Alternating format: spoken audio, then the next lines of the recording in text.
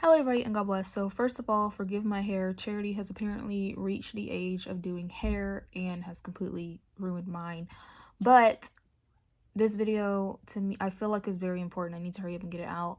And the thing is, I did a write-up. I've been working on this write-up since October. I've been doing it for a very long time, but things just kept on stopping me from getting it out.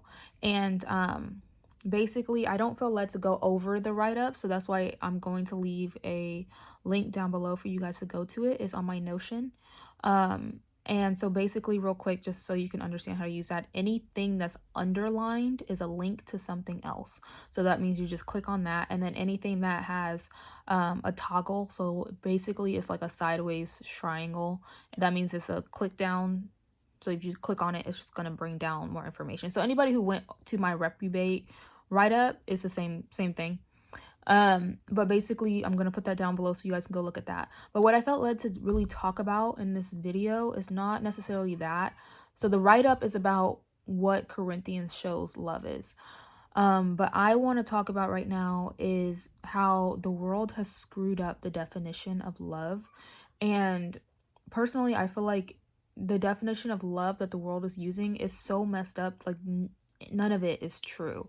Like the only people who truly know what love is are people who are right with God. And I was talking to my sister about how when I was in school, the word toxic, like my generation is the one who really came out with toxic relationship and things like that and started making it seem like it was good. I think like older generations would like say toxic and it was like, okay, this is bad. But my generation was ones that were like toxic, that's a good thing.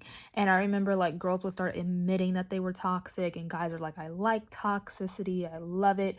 And so we started to believe that it was normal to be in a relationship with somebody that, you know, you're always arguing with, and just think that that stuff was normal. And I will never forget, I met a couple and I was in shock because I could sense it. I was in the world at the time, but I could just sense their love.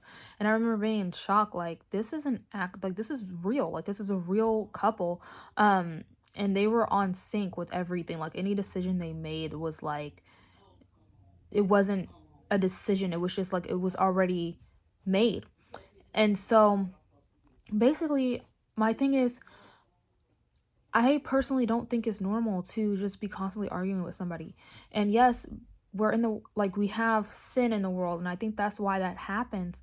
But when you are fully right with God and your spouse is fully right with God, there should not be, I don't think there should be any arguments like that. And the same with like your family and your friends and things. I don't think that's God's will. Obviously, it's not his will for us to be arguing.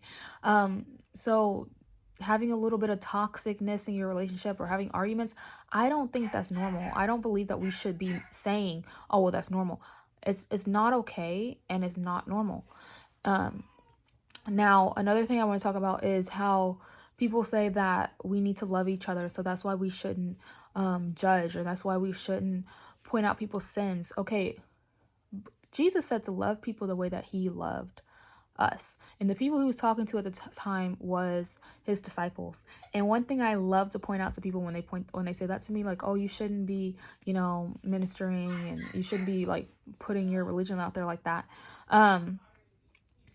Is when Jesus straight up told Peter, he rebuked him. Okay? And then don't forget when he tossed over tables and he told the Pharisees straight up, like, about their sin. He told people straight up like how to get right with God. And the thing is, my mom saw this video a while back and she saw how this guy was ministering and he was telling people about God, and another so-called Christian was like, you shouldn't be doing that because you're, you know, judging people and you're scaring people.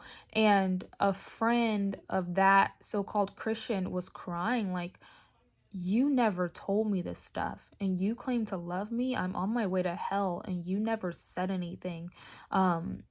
And that's what love is about. When you know people are on their way to hell and you're sitting there like, well, I don't want to hurt their feelings, so this is love by not saying anything.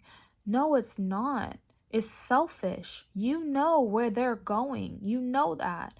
And you cannot sit here and call yourself a Christian and say that you're not going to tell people about God, because at the end of the day, we're supposed to love God, love him like with everything, and think about things that you love in this world. Like I love my daughter. I love her so much. So I literally bring her up all the time when I'm out in public and I'm talking to people, and I just find a way to bring up my daughter and just talk about her because I love her so much. So when you love God the way you're supposed to love God, it shouldn't be forced. I shouldn't have to go to a seminar to teach me how to minister. I shouldn't have to read a book to teach me how to preach the gospel. I shouldn't have to look at YouTube teaching me how to do that stuff. It should just come natural because it's the God I love. I'm just talking about the God I love. And so people get so offended because they're just like, you don't love if you tell people and things like that. And it's like, no, honey, it's the opposite. You don't love if you don't tell people. You don't love God, first of all, if you don't talk about God. And you don't love those people you're surrounded by if you don't tell them and you don't warn them. That is what love is. So this write-up I did is based off of Corinthians and what love is. And so I think that'll, I guess, help with ministering and stuff like that. But like I said, ministering comes natural. But just reading this, because that's what started this whole write-up, because I was thinking about what is love, and I felt led to, read 1 Corinthians 13, and God has already allowed me to experience the holiness of joy and peace. And I remember thinking about the fruits of the spirit, and I was like, I want to feel it all. And then I was like, I felt joy and I felt peace, but why did we skip love?